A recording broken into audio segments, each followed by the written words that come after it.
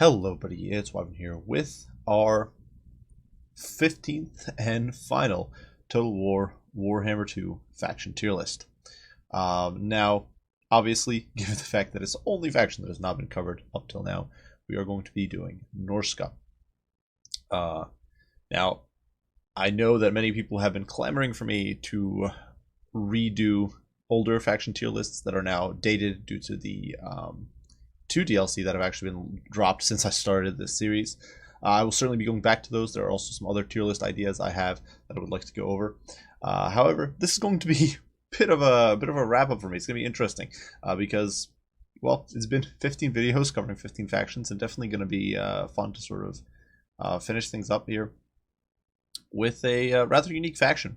Norsca is currently one of the only 2 factions in Total War Warhammer that did not have a full tabletop army book. So that has resulted in a faction that definitely takes elements from other factions, most importantly Chaos, really. I guess the majority of the crossover units are dragged over from the Warriors of Chaos roster, but they have been given some unique flair through the implementation of Forge World monsters as units from the Monstrous Arcanum, that sort of thing. And much like Vampire Coast, we've gotten a pretty interesting and unique faction. They certainly do not sort of overlap entirely. While they are definitely a rush faction, they definitely do share certain design elements with factions such as Beastmen or Chaos in being a sort of blitzing, aggressive, close quarters brawling faction. They also have enough to sort of differentiate them and stay unique. Now, the fact that the faction does not have a tabletop roster has certainly restricted them. There are certainly some elements that are kind of constrained and probably could use some spicing up, but that is to be seen in future patches and updates. But faction does kind of compensate for the fact that it has a pretty small roster. It is one of the smaller unit lineups in the game. It kind of compensates for that by having a very strong roster. There are very few units on the Norscan roster that are actually lower end or really not that great. The majority of the units are very usable and very competitive, and that certainly does help the faction quite a bit. Now, without further ado, we are going to dive right in, and we are going to start off with the Legendary Lords. And for Norsca, I guess the head honcho is Wulfric. It doesn't really matter. Neither of them are necessarily like the head honchos of all of Norsca, but since Norsca is a big place.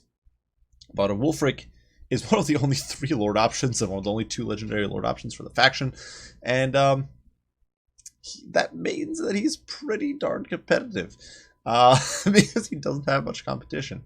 And so, as far as Norsca is concerned, Wulfric is, in my opinion, an easy S tier. I actually think he's a little better than Throgg and, well, significantly better than the Marauder Chieftain. So, Norsca, of course, has a very limited Lord selection. You don't have any Mage Lord options, which obviously forces you into choosing a Fighting Lord. And in turn, well, you've only got Wulfric, Throgg, and the Marauder Chieftain left to choose from. So what does Wulfric have going for him? Well, he's got the Sword of Torgald, which is a bit of an iffy item. His item's definitely not the greatest there, because Sword of Torgald increases his weapon strength, but only his non-AP weapon strength. So if you take Wulfric on his Chariot or on his Mammoth, his 2 sort of bigger, more expensive mounts, Sword of Torgald is nearly worthless. It's really an item you only bring if you're bringing him on foot or more likely a horse.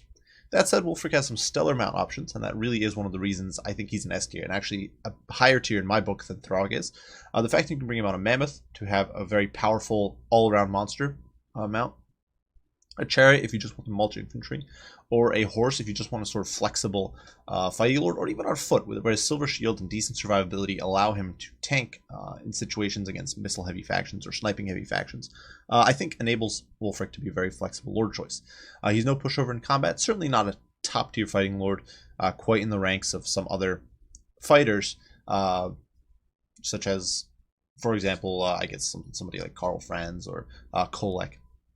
He's not quite able to go toe-to-toe with them, but he can compensate for that with his ability, Hunter of Champions, which compensates for his kind of decent but not amazing stats. With Hunter of Champions, he can debuff enemy armor, speed, melee defense, make them a much more vulnerable target, make them much easier to kill, and otherwise to help other units kill them. So it's kind of like the Elsif ability for the Red Duke, except in the case of Norsca, you don't have other lords to contest with that at all in any form, really. And that is definitely strong for him. He also does get Sea Fang, which is a cool wind spell, has a unique animation, which is really awesome. There's ships flying through enemy formations, which honestly very strong ability. Can melt lower armored infantry. You can just throw it down the line of, say, handgunners or something and cripple them. It also does apply the frostbite effect, so if even against units that it doesn't damage effectively, like say cavalry or big monsters, you can still use it to snare them and prevent them from escaping from your bigger, beefier units that might be trying to kill them. Finally, you do have Fight or Die, which is a AoE melee attack buff as well as leadership buff, and that is a pretty potent benefit for Norsca. You can kind of utilize it to break enemy lines faster, use it to keep your leadership up, of course, stick around longer. Definitely a very, very powerful ability. Now, next up, the only other legendary lord for Norsca is Throgg. Like I said, there's not many lords to choose from. Throgg is good, but not as good as Wulfric, I think. So Throgg has some unique elements compared to Wulfric, for sure. He definitely has unique benefits, and there are certainly situations where you would like Throgg over Wulfric. Certainly there are a few matchups where he shines much better than Wulfric does. I think, for example, Beastmen, Throgg can perform better than Wulfric does. Throgg, though, is the Troll King. He's a very big single entity fighter. He's got decent speed, not amazing, but he is about on par with Orion. He's got speed in the 50s, so he can certainly keep up with targets. He also does a frostbite on his melee attack, so he can slow enemies, prevent them from escaping easily. He's got bonus first large and a very hefty AP damage output, so if you have Throgg fighting just about anybody, you can really lay this beat down on him. He's got regen, of course, being a troll, and so that is very beneficial. He can sort of tank through over a sustained period of time. He can definitely heal himself a lot. He has a 6,000 point HP pool off the top of my head, so if you do get all of your healing in, potentially over the course of an extended game, you can get close to 10,000 HP worth out of this guy, which is insane. That is very, very beefy, and for a faction that has no access to healing, that can be beneficial. Now, for his abilities, his item, definitely very strong. The Wintertooth Crown grants an AoE unbreakable aura or effect for a short period of time. This is not a one-use item in the vein of, say, Grombrindle's Grombrindle Knows No Fear. That is very beneficial. It means that Throgg can, if you're doing a Death Star build with Norsca against, say, vampire counts, Throgg can utilize that crown with that Wintertooth Crown, what's called the Crown of Dominion there, but the Wintertooth Crown, to keep all of his troops in the fight. If you have lower leadership units, you can really take advantage of this. If you're trying to make use of trolls, who are honestly a decent combat unit with very bad leadership, or even Fimir, who don't have the greatest of leadership, Wintertooth Crown can really keep your troops in the fray. One of the big problems for Norsca is that a massive chunk of their army does not have great leadership. In fact, the majority of their army does not have great leadership. So Throgg being able to compensate for that helps a lot. Throgg also has Projectile Vomit or Copious Vomit, which is not a great ability. It's a very short-range breath attack.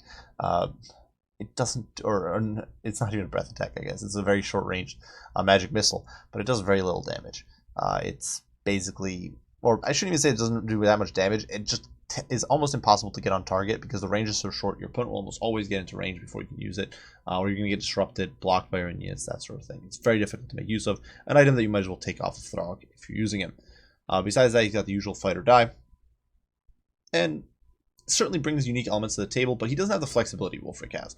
Throgg is essentially a Death Star Lord that you bring with a blob of Norskins, and he buffs them very effectively. He provides a snare to prevent your opponent from fleeing in situations where you might not want a Frost Hounds or something as the snare. Instead, Throgg can provide that snare on his own.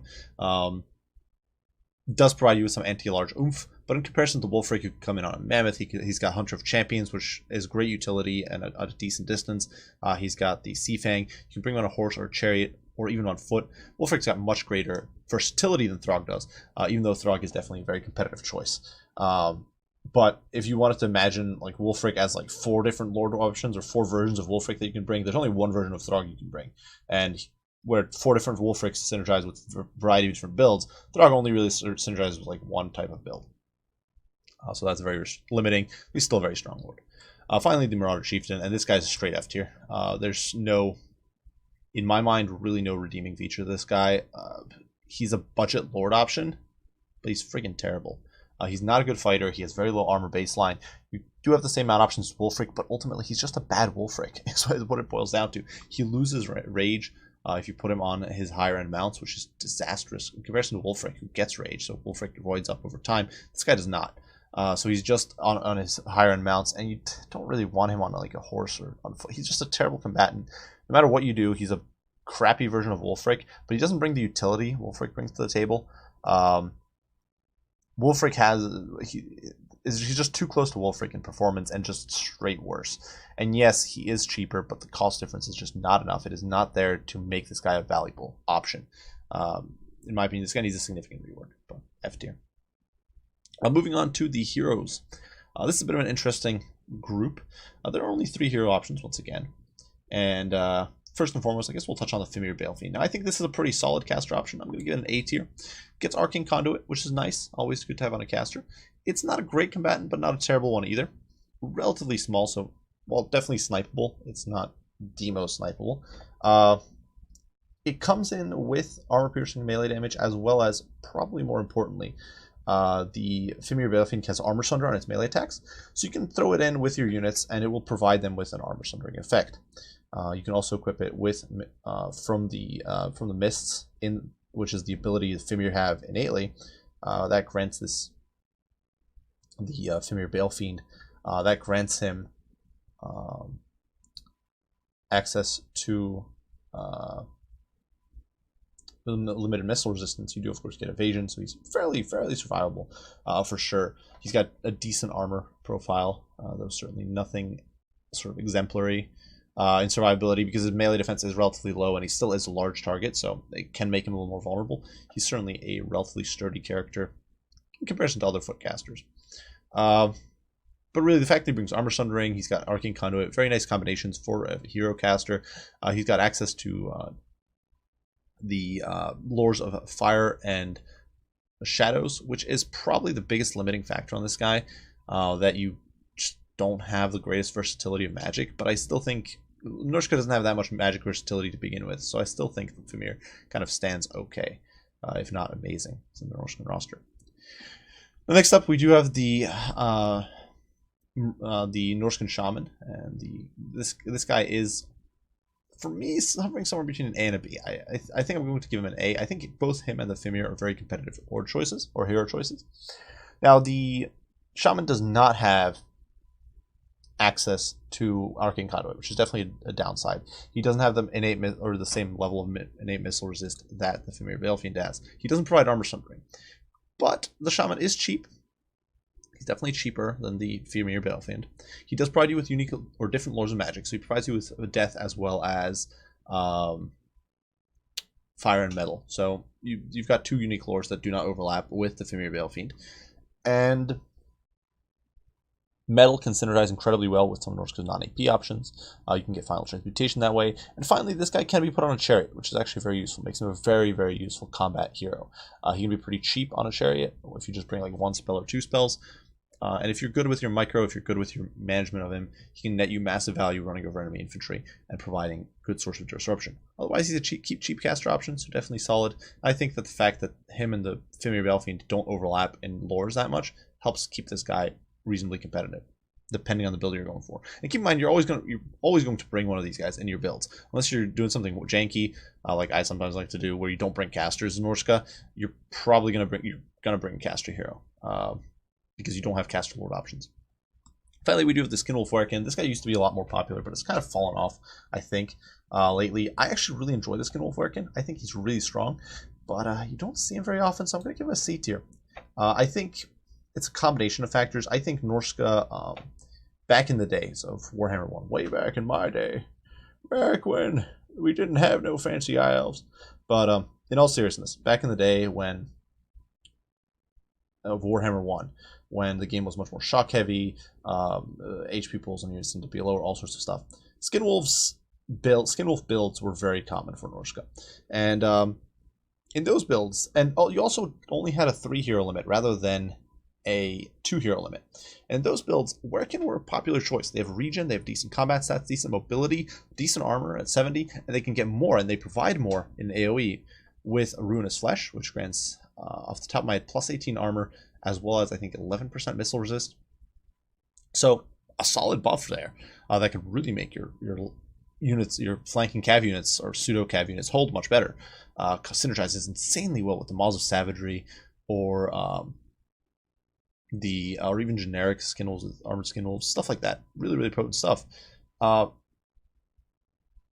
unfortunately, those builds have kind of fallen out of favor. Norscan builds lately have become much more sort of death ball-ish in my experience. You'll see just a horde of mammoths, Fimir, and then a core of infantry just looking to hammer through your opponent's line. And those builds, the Werken does fall off. Certainly doesn't have as much of a niche. Otherwise, it is a unit that's pretty comparable to something like a Gorbel. Definitely competitive in my opinion. Hero choice. If you are willing to run a sort of pseudo-cav heavy build where you're going to run a bunch of skin wolves, if you're going for flanks, this guy can Vanguard. He's got AP damage, anti-large, very, very strong combatant. But once again, you can usually only bring one unless you're doing a janky build. And it is a pretty expensive hero, which is definitely limiting. And once again, doesn't synergize super well with the meta builds for Norsca. But if you're doing something off meta, if you're doing something janky, he can really stand out and perform insanely well. Regen, decent armor, all this other stuff, just AP, anti-large. Great hero. Just underused in my opinion. But the meta has shifted, and I think I have to respect that, so he's going to get a C. Now moving on to infantry. Well, a lot of this roster is straight up copy pasted from the Chaos roster, but I think within the scope of the Norscan roster, we see some units are less useful than others. First and foremost, Marauders, Chaos Marauders, or Norscan Marauders. A tier. Cheap infantry. They do have access to rage, so they can sort of wind up, and over time they become a much more powerful combatant. They can certainly become much more cost effective than one would expect, because rage helps them stay in the fight longer. If your opponent doesn't instantly break your leadership, chances are the leadership buff coming in from rage will keep these guys in the fight longer. Then they get that physical resist and that melee attack and become a much more potent battlefield force. Besides that, they are cheap still at 425, pretty mobile, and certainly complement Norsca's build no matter what you're doing almost. You'll always bring like a unit or two of Marauders to flesh things out. They might even deserve an S tier, really, because they're one of those units that you'll almost always see. I think I'll give them an S. Yeah, we'll give them an S, because I do think you're basically always going to see some Marauders. It's kind of just the design of a unit. They are your cheap chaff, and the other Norscan cheap chaff is kind of bad. So really, if you're going to see chaff, it's going to be Marauders. Next up, we do have Marauder Spears. And if there's a crappy Norscan infantry, these guys are it. These guys are potato tier, in my opinion. I'm going to give them a D tier because I'm generous and nice, but really the unit is not good. 15 armor, no shields, no AP. They cost 450 gold. They cost the same as Dark Elf Dread Spears. Yes, they get rage, but on a spear unit, that's not necessarily that important. You really need to have something. At 450 gold, you need something that justifies them against cavalry, especially in a roster that has decent anti-large options in the form of Fimir, in the form of Mammoths. Mammoths will dumpster cavalry in most monsters, so even though they're not intended, quote-unquote, for it, you've got the Beasts of Tashnar, Skin Wolves, that sort of thing. In a roster with that, spears need some sort of justification. The fact they have no shields is debilitating for 450 gold unit. The only other spears in that price range that are in this state are, of course, Eternal Guard for Wood Elves, but Wood Elves are a very different faction, and Eternal Guard still has way more armor than these guys and has way better leadership, so they will hold way better. These guys do not have great leadership. They cost 450 gold. They're pretty abysmal in combat. Just really difficult to justify. Their stats do not represent, I think, a 450 gold price point. And you're almost never going to bring these guys, because it's better to go cheap with Marauders and flesh things out with monsters and light cav and stuff like that, instead of wasting that extra bit of gold on spears. Finally, we do have Marauders. Marauders with great weapons. These guys, I think, got it better with the last patch, where their melee damage was buffed to 30 from what was previously, I believe, 27. Still not a great unit, though. I think the low armor is really, and relatively low leadership on this unit definitely hurts it. They are, I think, better than the Chaos variant, because they can stick around longer, thanks to, I think that in the case of great weapon units, in some ways, Rage kind of synergizes almost better, because you get into the fight, you have that initial burst of shock damage that keeps you in the fight, and then over time getting that extra leadership keeps that unit in the fight a little longer, and then you're able to actually get better melee attack and physical resist, and the physical resist compensates for the bad melee defense in these units. So I think in some ways it's almost better, or synergizes nicely with great weapons, or compensates better, I guess. So I do think these guys are a bit better than, say, Chaos Great Weapon Marauders, but not amazing still. They are a pretty, just a very flimsy unit is what it comes down to. And because Norsca has such great access to armor sundering effects, I think that hurts them as well, because the fact that Norsca has so much armor sundering, it makes units like Berserkers, who are the next on the list, and Marauder Champions, who are after that much more competitive. Now, Berserkers, stellar unit, probably deserve an S tier, to be quite honest. You're almost always going to see these guys, at least like one or two of them. I think I'm not going to quite give them... I should say there are a few matchups where you won't bring these guys. Like Wood Elves, for example. These guys are not a great choice. I think that in certain matchups, they're probably not your best bet. I think as Vampire counts, for example, they're not necessarily the greatest, because Graveguard will kind of clobber these guys for the price point. If your opponent decides to go more tanky and then just bring some monsters to deal with your monsters. So I think these guys do deserve an A tier. They are very strong. I do think the Brutes of the Hound are definitely an S tier, who we'll get to eventually. But these guys are close to S tier. They are right on the cusp there. Arguably a very overtuned infantry unit. They could just mulch cheaper infantry. Basically, almost most of the infantry on par with these guys in cost do get mulched by Berserkers. I believe they might actually lose to Saurus Warriors, though. There are definitely a few units that these guys do get beaten by. They do still have very bad armor, pretty bad melee defense. They're kind of like budget depth guard, who trade a massive HP pool for armor, and or they lose armor and get a massive HP pool. They have insane leadership at 80 baseline. They get a unique form of rage called Berserk, which makes them even better than normal rage. You get Frenzy. They are a very good damaging unit, and combined with armor sundering from Fimir or Plague of Rust, or Hunter of Champions if you happen to be fighting a Lord, or whatever it may be, however you may be, Soul Blight, however you may be debuffing your opponent's armor, these guys can just become a beast that mulches your opponent's troops with ease. And against lightly armored chaff, they just delete it. It's disgusting what they can do. Marauder Champions, I'm very fond of, though, and I think we give them an A tier. This is one thing that's kind of making me think Berserk should go up to S, because I feel like they are a little better than Marauder Champs. Maybe not. So Marauder Champs are actually a really good unit. In my opinion, one of the big underrated units on the Norscan roster. They're an incredibly durable unit that can last for a very long time. They've got good HP pool, solid leadership. They still have rage, so while it's not as on par with Berserk, they certainly do get tankier over time. They don't rampage like Berserkers do when their rage gets maxed out, which is kind of important. They have shields, which is very nice. They are still quick at 35 speed. They are kind of like Bestigors, or not quite on par with Bestigors for speed, but one of the fastest armored infantry in the game, which is significant. And they're just such beefcakes. They will stand there and take hits for days against factions like Wood Elves. They're stellar. Even against factions like Dawi, they can do insanely good work, provided you have that support coming in from units that provide armor sundering. So very powerful unit. And I think an easy A tier for these guys. Now, Marauder Champions with great weapons, on the other hand, not that good. I think they are probably closer to D tier even. I really think this unit doesn't shine too much for Norsca.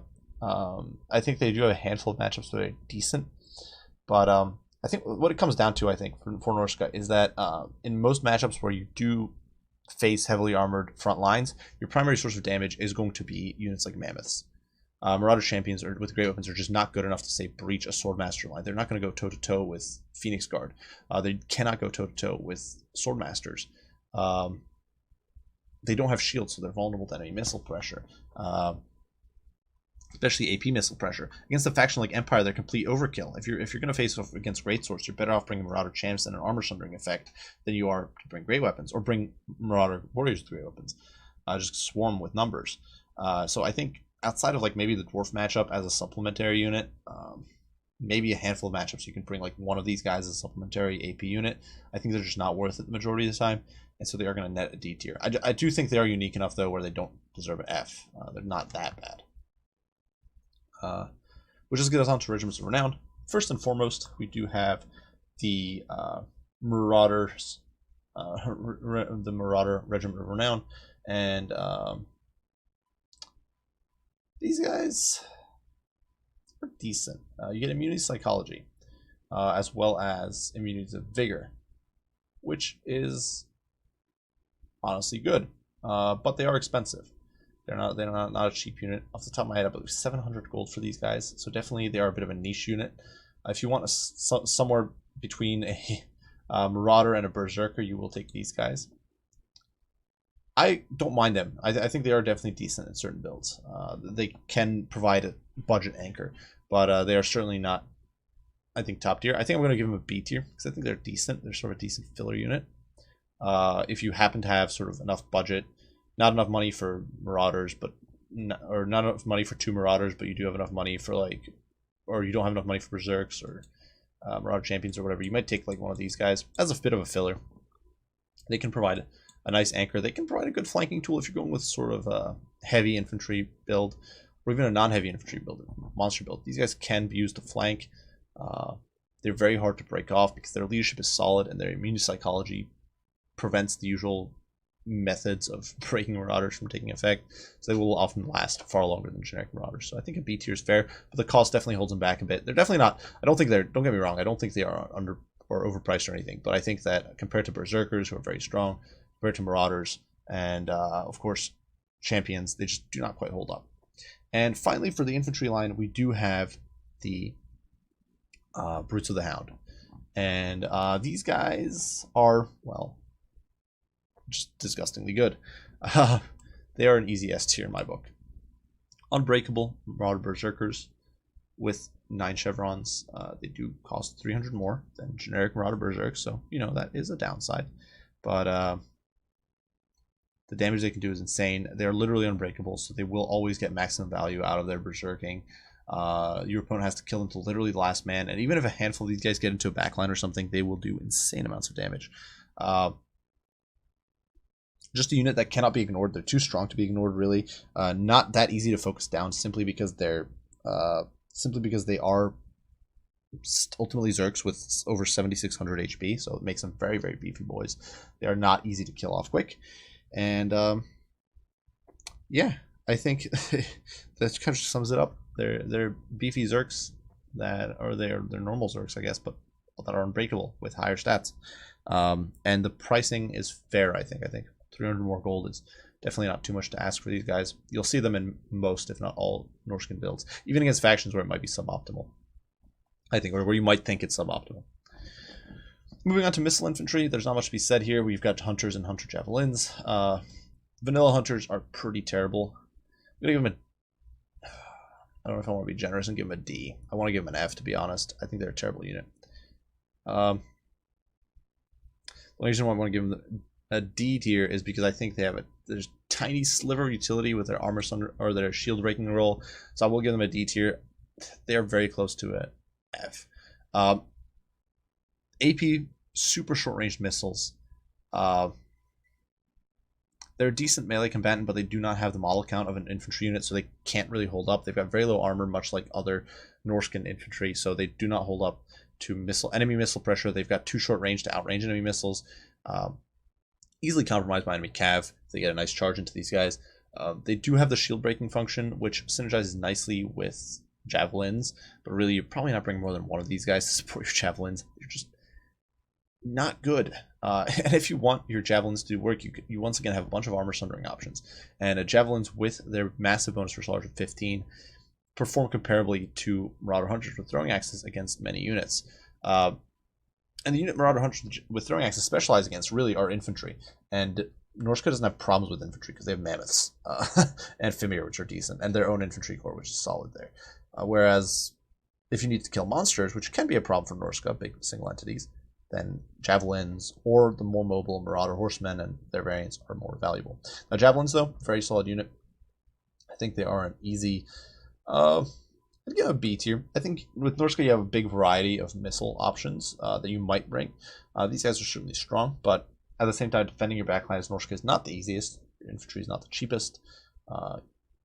You're always going to be outranged by your opponent, or almost always going to be. The only exception is like vampire counts. So the majority of your opponents will outrange you. So these guys become vulnerable to enemy missile play, which is just something you have to be wary of. But when they are on target, they can just melt face. They can perform okay in melee once they're out of ammo, and they do provide Norsca with a solid counter to big monsters, especially when synergized with Lord of Metal for the armor sundering effect.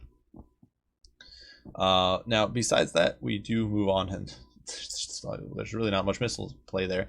We do move on to Missile Cav, and then I suppose Chariots. So Missile Cav, Marauder Horseman, very strong unit.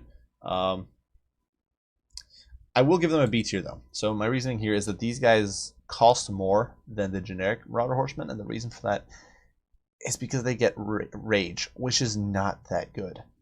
Marauder Horsemen are good enough to counter most budget light cav, or I should say normal skirmishing cav, on their own, without rage. You do not want these guys staying in sustained combat to get rage against most other units. If you do end up fighting, say, an enemy light cav that is decent in combat, so let's say Lyrian Reavers, or maybe Glade Riders, though that's unlikely. They'll probably just kite you and shoot you to death. But let's say you fight some Lyrian Reavers. Chances are that fight will be over before you've gotten much, if any, value out of rage. Really, the only situation where I found the rage to be pretty useful is against Chaos, where you've kind of got a tit-for-tat trade going, and if you engage in melee, you will win in the long haul. But against the majority of factions, the rage is just kind of an extra tax that you're not getting benefit from. Same thing with the Marauders with throwing axes. These guys are very good, in my opinion. They have AP, they have shields. They're just like the Chaos Warrior variant. But they do have some... I should also note that the competition they have with foot units also hinders these guys. And once again, increased cost due to rage. Not the biggest increase. I believe it's only 25 gold off the top of my head, but still... every little bit counts, and you're paying for something you get little to no value out of. Staying 45 seconds in combat with a light cav is just not great. You're usually not taking advantage of that. And outside of a handful of matches, it's just not that good, but still the unit is a very strong kiting unit, has a shield, has AP range damage, can provide you with a great support tool. And finally, Horsemasters, which I love.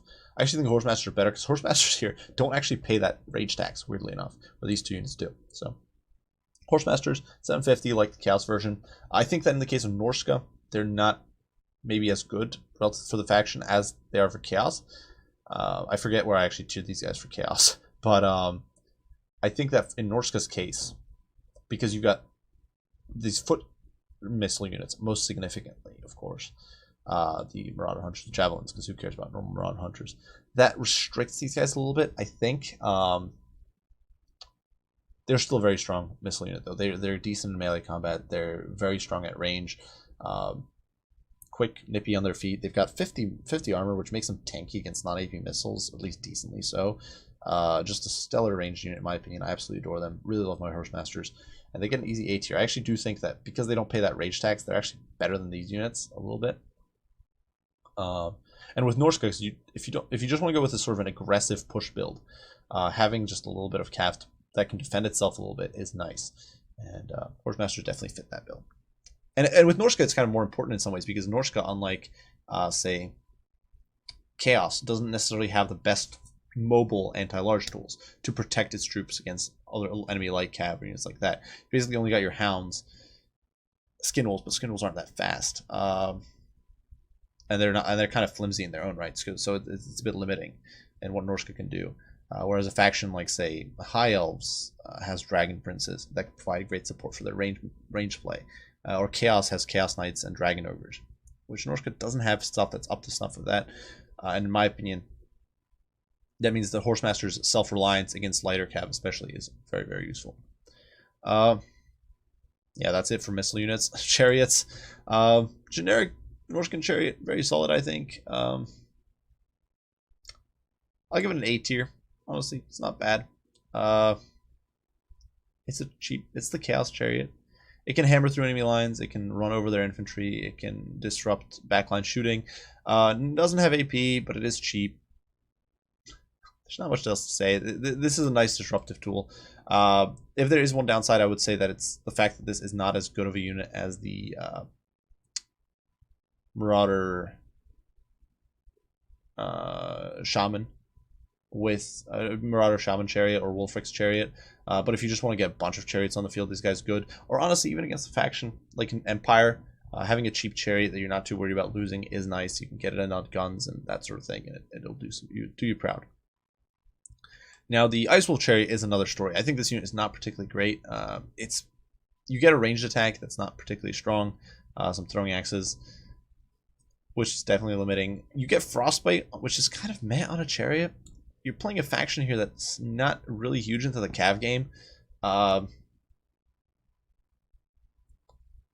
You don't get AP compared to the generic chariot. You get massive boost to speed. You go up to 95 speed, like a common Ice Wolf, which is nice. But at the same time, not really worth that much, unfortunately. Like, yes, you do have the frostbite, just isn't that important for a chariot that's mostly just running amok in enemy backlines against infantry. Like, who really cares? The high speed is decent, but not that important. Once again, you're not looking to kite, you're looking to just blitz through enemy lines. Yes, the speed can help a little bit there, but it's not as important as, say, mass and pull, and the ability to pull through and just dish out damage, which this chariot just does not have. It pays for a bunch of utility that's not that important for a chariot. That said, I do think frostbite can have niche applications at countering enemy skirmishers, can help snare them. In some cases, ice wolves who do have frostbite can't really engage with an enemy missile unit, for example, whereas these guys with their decent armor can potentially catch a missile unit in some cases. And once the frostbite goes into effect, your other units can come in and clean shop. So that is one benefit for the chariot. The slightly improved speed can definitely help in a handful of situations where you just want to run amok in the backline. But I think by and large, this is not the unit I would bring. If you're going to bring a chariot, you're probably going to bring the generic chaos one. Which does bring us on to monsters, and this is really Norsca's bread and butter. We're going to go with multi-entity monsters first, then we'll do the whole blob of mammoths and all that sort of stuff later. Kicking things off, of course, are Norscan Warhounds. They're Warhounds. There's not much to say for these guys. I'm going to give them a C tier. I don't think you see them very often, despite the fact that cheap backline harass is good. The simple fact is that Norsca, these guys compete with Ice Wolves for the backline harass role. They compete with your Light Cav for the backline harass role because, of course, Norscan Light Cav is not terrible at backline harass in melee. It's competing with Chariots. You're competing with, of course, the Beasts of Tashanar, who are stellar backline harass. Ice Wolves, as mentioned. Manticores to an extent. So there's a bunch of other units, and because these guys don't bring poison, so they don't really bring a huge amount of utility to the field outside of just backline disruption, I don't think they deserve that high on the roster. You're not going to see these guys in every Norscan build, in my opinion, or my experience. You see them sometimes, but nowhere near all the time. Next up, we do have the Ice Wolves, another respectable unit, but once again, I think a bit niche. Now, these guys do actually count as large, despite the fact that they look like a hound unit. They've got a lower model count. They're basically a light cavalry unit. Decent combat stats, can definitely dish out some hurt. The most important factor on these guys is that for their 650 price, they bring frostbite to the field, can help you snare opponents, prevent them from escaping. I think that puts these guys at a B tier. They're a better disruptive tool. They have more utility as a support option if your opponent lands some cavalry in your backline or flyers in your backline. These guys can keep them pinned, prevent them from escaping. Much more effectively, Throgg, for example, being just a single entity and being a bit slow himself, can't always keep a unit snared that well. Frostworm is a very risky pick in a lot of situations, so that's not necessarily what you want. So really, these guys are a great tool for pursuit and locking down an enemy target. Now, moving on to trolls. If I can find the generic trolls. Yeah, they're trolls. I'm sorry to say, trolls are just not that good. I do think Norsca has a little bit of a niche there with Throgg and his crown of Wintertooth crown, but still, trolls are trolls. Low leadership is a killer. Their other stats are not bad, but low leadership kills. I actually completely forgot to mention the ice trolls actually also get frostbite, but I'm going to give both trolls a D tier. The reason for that is the leadership is just bad, and if you are going to deathball with Norsca, you've got... So for a faction like Chaos, there's not necessarily an equivalent unit to trolls. Your other monstrous infantry is either the uber expensive Dragon Ogres or non-AP Chaos Spawn. Plus Chaos Spawn aren't armored compared to armored trolls. In a comparison for Norsca, trolls are very comparable to Fimir, but they have much lower leadership. They have much less armor, which is definitely a weakness. Ice trolls happen to be vulnerable to... Both are vulnerable to fire. Ice trolls are extra vulnerable to fire. Yeah, they have no armor. They have no missile resist the way Fimir do. Fimir are just a very strong monstrous infantry unit, and that kind of pushes trolls back. Now, that doesn't mean trolls are useless. You can still chevron them up a whole bunch. You can still bring them to Throgg. You can still meme around with them a little bit. But I think the majority of the time, Fimir are going to be your go-to monstrous infantry. Now, next up, we do have the Skin Wolves. Vanilla Skin Wolves, not the greatest unit in my opinion. I much prefer the armored variant. I think there are a handful of matchups where the non-armored can be good, either to cut costs or to or because you just want extra speed. These guys do actually have a speed benefit compared to generic or to armored Skin Wolves. So it's 70 versus 66, I believe. So in some cases that matters. So skin wolves without armor certainly are decent in a few matchups. I think against greenskins, for example, they're okay because they'll shred low tier greenskin infantry, actually more importantly, they shred low tier greenskin cav. And if your opponent went with boar boys, these guys, the fact that you don't have armor doesn't really matter at that point because boar boys are AP. So they still do get their physical resist and all that. So I'll give them a C tier. I think they're decent, but they have certainly fallen off in popularity, I think, since the advent of Fimir as a really powerful choice. Fimir have just kind of pushed the poor skin wolves out of position. Now armored skin wolves I think are better. I'm going to give them, I think, it's tough. I don't know if they deserve a B. I'll give them, I really like these guys and I think they're underrated, so I will in fact give them a B. Now, and this is probably going to surprise some people who are really fond of Fimir, and I know Fimir are a really strong choice, but I'm a player who loves his Cav play. I play a lot of Cav factions, especially Bretonia, so I often try to manipulate Norsca to play it like a Cav faction. I've actually found these guys pretty solid.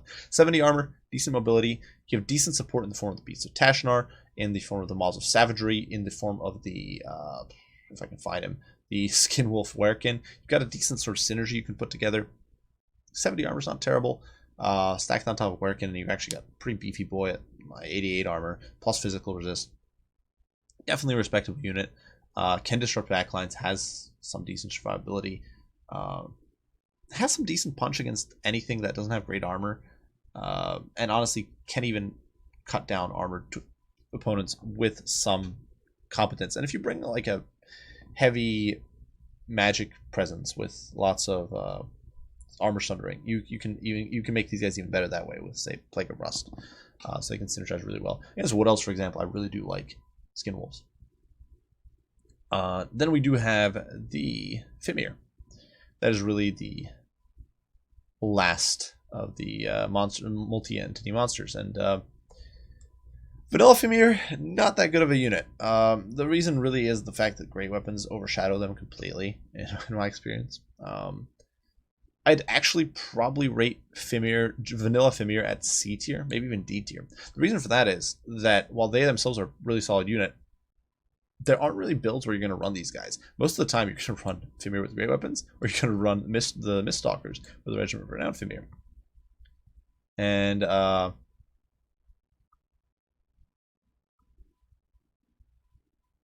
yeah,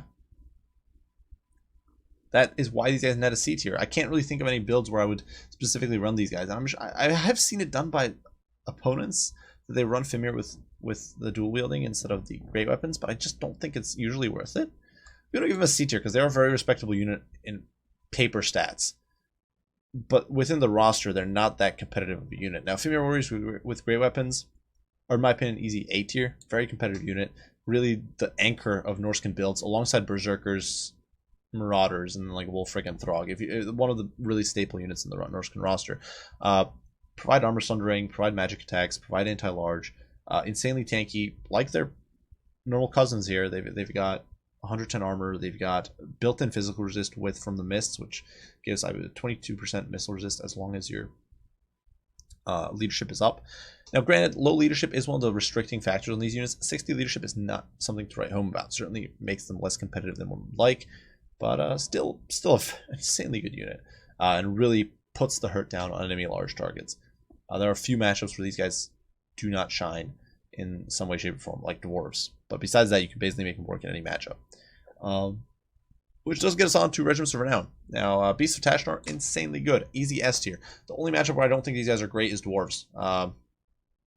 Besides that, 50% missile resist, frenzy, and bonus versus large on a unit of dogs, plus veteran C9 chevrons. Bumps that leadership up to passable level. Makes these doggos a respectable unit choice. They only cost 650 gold, and they can annihilate any light cav with contemptuous ease. They can help you snare enemy heavy cav. They can provide a decent amount of oomph in a heavy cav fight or in a cav fight, providing support for skin wolves, providing support for otherwise they can harass enemy cavalry that's trying to dive into your main formation. They can harry dragons and big monsters. These guys are actually a significant threat to them because they just have such high melee attack. I believe it's 40 with frenzy active. Insane bonus for slaughter by 14. which bumps that weapon strength up into like the I think close to 40 per model for that against large, which is nuts. Like granted, not a lot of that is AP, but still, you start nipping at a dragon, you're gonna bring that bad boy down eventually, and you can keep him netted in place with these guys, just harry him and wreck them. It's actually brutal what these guys can do for such a cheap unit. They're very, very strong. Now next up we do have the Maws of Savagery, a unit I absolutely love. But once again, it's kind of fallen off with the advent of the Norscan Fimir reliance, and these guys have great mobility. They're well, I shouldn't even like they're a rank 9 armored skin wolf with AP, with an AP and non-AP swap, so you get more AP than non-AP. They're a great unit. They've got Vanguard. They have AP damage. You can stick them on top of a Skinwolf Warrior, and you have an insanely strong goon squad. You can even combo them with the Beast of Tashnar. It's an insanely strong goon squad. But I think within the Norscan meta, this sort of strat has kind of fallen off. It's definitely not as popular as it once was. It's a relatively low leadership, and kind of high cost to this unit. Definitely restrains it a bit. It's kind of squishy. Only 70 armor. If you're putting get some magic damage on the field, it does hurt. Grail Knights, for example, will mince these poor buggers easily.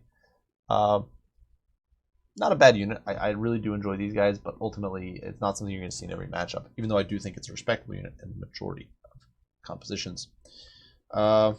If you're going for a cavalry build, these guys are basically a must-have, but you'll usually still bring armored skin wolves in those situations. And against faction like Wood Elves, for example, it might not be worth bringing these guys. Maybe better off just bringing generic ones or armored ones. Finally, we do have the Stalkers in the Mist, and these guys are going to be another S tier. And perhaps one of the final S tiers for Norsca. Fear, Terror, Vanguard, Stalk, all crammed in on a Fimir, and Fimir Warriors are a very solid unit on paper. Now, they don't have bonus for large, they're not the great weapon variant, but still an insane unit. You'll see them in almost every Norscan build. Just a great anchor. Yeah, just a great anchor unit that's very, very tough for a lot of factions to shut down. If you don't have great AP pressure, missile pressure, you're going to struggle. They've got very high combat stats. Their leadership's actually decent, and comboed with the fact they're immune to Fear and Terror because they've caused Fear and Terror. And you've got a very sturdy, very frustrating unit to deal with that can just anchor an entire battle line. You can stack these, also combo these guys with other units, of course. Perhaps one of the most significant being not the Monstrous Savagery, the Brutes of the Hound. You combo these guys with them. And they'll do great. Heck, even Marauders or Icehorn Marauders or the Marauder Champions or whatever, these guys will synergize with any of them really well. They'll anchor them, terror out your opponents, and against factions like Skaven, the fact that these guys stalk is great to protect them from enemy missile play, that sort of thing. It's a very, very strong unit.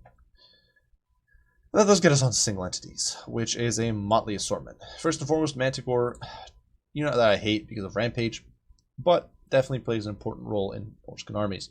Can provide you with a zoning tool against Dwarven Gyrocopters, which can be an absolute pain in the rear to play against. It's absolute a blight for Norsca to try to fight Gyrocopters.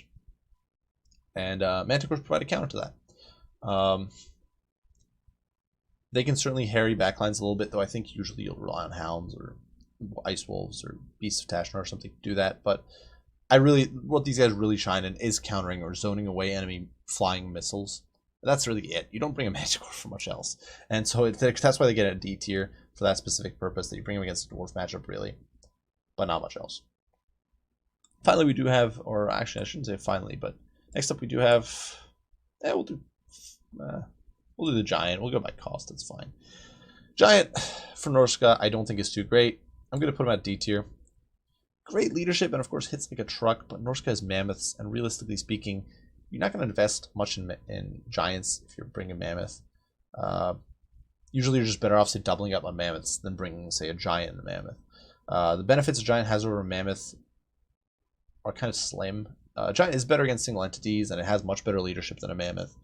But ultimately, as Norsca, most of your builds will revolve more around blitzing through an opponent's line and just kind of hammering their face in very quickly. In which case, the sustained combat stats of a Giant just don't shine that well. Plus the fact that Mammoths can mulch an enemy infantry line in seconds is just huge. A Giant doesn't really pose a threat to, say, Phoenix Guard in the protracted fight. Phoenix Guard will probably kill the infantry support and surround the Giant and poke it to death. Mammoth will mulch Phoenix Guard. So something to keep in mind. I do think the Giant might have some slight niches against, say, Vampire Counts or factions where you are worried about enemy leadership bombs. But really, it's just Vampire Counts where I think these guys are decent. Majority of the time, I think Giants are just not worth it compared to Mammoths. Feral Mammoths, another unit that's very, very good. They have taken some significant nerfs over time now, but they basically function like a giant hairy chariot. Terrible armor at only 30. They rampage. Low HP by Mammoth standards, only quote-unquote only 9,700. But they mulch anything they hit. They crash into Cav, the Cav is dead. They crash into Infantry, the Infantry is dead. They annihilate them in a few charges. Protect these guys from missile play, and they're great, and they are pretty cheap. So, an affordable Uber Chariot, pretty solid. The downsides here are leadership, bad leadership, and the flimsiness, the relative flimsiness. So that's why they're going to get a B tier. I still think it's a very strong unit in a lot of matchups. You just throw a Feral Mammoth at your opponent, they crump through their line, and boom, you're done. But I'm going to give it a B tier just because they are susceptible to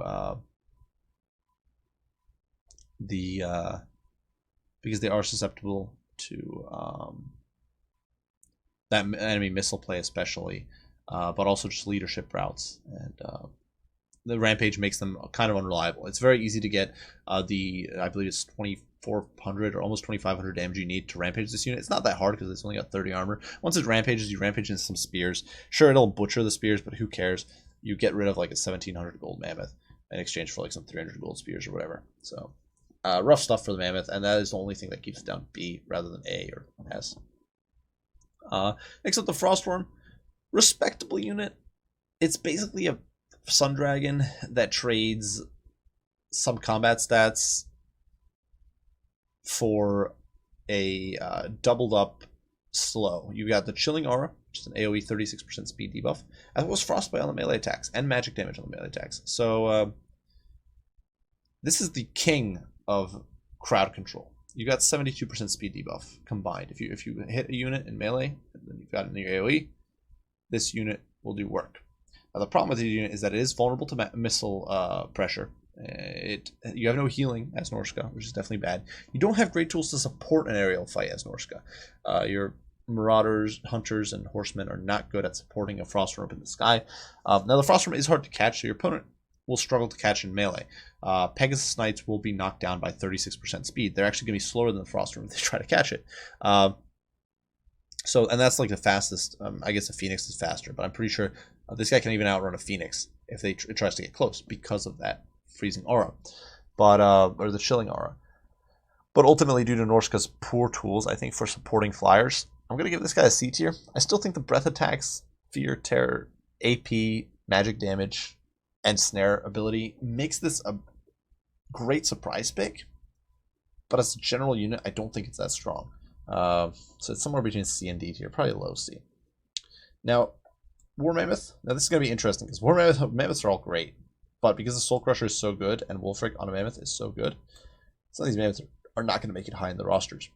Now, generic War Mammoth, I'm probably going to give this guy a C tier. I think it's a solid unit choice, but the Soul Crusher is just better for a tiny bit more gold. If you're going to spend this much gold on a War Mammoth, you're just going to scrape together the money to get a Soul Crusher and get that in Rage and higher leadership and combat stats.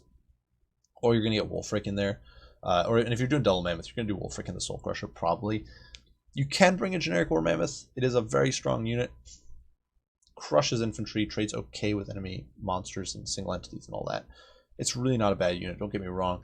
But it's just that for the price, at that price point, once you're talking about 2,200, an extra 300 or whatever gold to get Soul Crusher or Wulfric up on a Mammoth is just not that much. And that is really what holds the War Mammoth down. I think you will see it in some builds, but I just don't think it's that strong compared to the Soul Crusher and the Wulfric. Now, the War Mammoth with the Shrine of Chaos is a D tier in my opinion, and it's probably should even be an F tier. I'm going to give it a D because I think it's unique enough, but it's not It has some usage. It has the ability Giver of Glory, which does buff an ally. You can make an ally temporarily unbreakable, grants them some fire damage. You provide AoE leadership buff, which is not terrible for Norsca. Norsca doesn't have the greatest leadership. And recently, the Mammoth of the Shrine was actually buffed to match the speed of other Mammoths. So it is a much better unit than it was. However, it is an expensive investment. And if you're going to bring Mammoths, as we discussed before, you're going to bring Wulfric or a Soul Crusher. Or both of those. This unit costs as much or nearly as much as Wulfric and the Soul Crusher. Depending on how exactly you kit Wulfric out, it'll vary a bit. But this unit basically costs as much as that. And so it's in direct competition with these units, and it is nowhere near their level of combat prowess. Which, in my opinion, locks it down to a D tier. Because if you're going to try to go cheaper, you're just going to take a War Mammoth. And if you're trying to get up to that 2,400, 2,500 plus gold level, you're going to take a Wulfric or a War Mammoth. Or the Soul Crusher. And Soul Crusher is going to be... I'm going to give it an S tier. It's actually an insanely good unit. Perhaps not always the beefiest, but it does have Enrage, which is 44% ward save. Temporary, but 44% ward save. Insanely good stats. Great for a Mammoth, for what's basically an amazing chariot. Good leadership compared to normal Mammoths. Really, it's the Enrage that sells this guy. He can just tank so much, and he tanks so much better than normal Mammoths, and it puts this guy in an easy S tier. That's going to be it for him. It's just, yeah, Mammoths are just strong. Mammoths just dumpster infantry. And they dumpster cav. And they go toe-to-toe with big monsters. And they're just such strong units. And Soul Crusher is the best Mammoth you can get, besides maybe Wulfric on the Mammoth. So that's what you get. So either way, that is my roster or tier list for Norsca. I think it's interesting that Norsca has such an even spread. I actually wasn't expecting it. I was expecting more of the units to net higher. But I think a lot of these lower end units for Norsca suffer from the fact that some of the upper end units are just better and kind of redundant. For example, Armored Skin Wolves and Generic Skin Wolves, very comparable. You've got 4 different versions of the Mammoth. And it's such an expensive unit that you're probably not bringing more than like 1 or 2 to the field. And as a result, there's kind of going to be a strict hierarchy of which ones are better than others most of the time. I think there's a very clear bias which infantry is better than for Norsca than others. I think Norscan, really the Norscan staples are non-AP infantry, and I think that boils down to how Norsca has so much armor sundering. You will very rarely see their AP infantry options or the AP missile options take the field because Norsca has such good armor sundering options. Yeah, there's definitely some units lower down on this list that I don't think would be there if like literally one of their competitors was on. If you would remove Fimir Warriors with great weapons, pretty sure Fimir would instantly spike up to A tier. Easily, in my mind. It's just that with Fimir Warriors with great weapons are just better in 90% of situations. If Ice Wolves were gone, chances are Hounds would become more significant. I think they'd bump up to B tier because they can still kind of fin a unit just by hitting it when it's on the ground. I think if you got rid of Soul Crusher, the War Mammoth would probably spike to A tier very easily. Stuff like that. So that is something to keep in mind here, that a lot of these lower end units, quote unquote lower end, especially in C tier, are actually pretty good. They're just dragged down by better units higher up on the list. And Norsca has a lot of redundancy in what's a very small roster. But feel free to leave your own input, guys. I'd love to hear what you guys have to say and think, and whatever commentary you might have. So certainly let me know. I will be doing further tier lists on other topics. I will at some point be going back to rehash older tier lists for sure. So don't worry that I've abandoned this entirely. I'll certainly be going back to revisit things. I might wait until the next DLC drops, which could still be a ways away, but might wait a little bit before restarting faction tier lists and just kind of rehashing things. But I certainly hope you guys have enjoyed this faction tier list.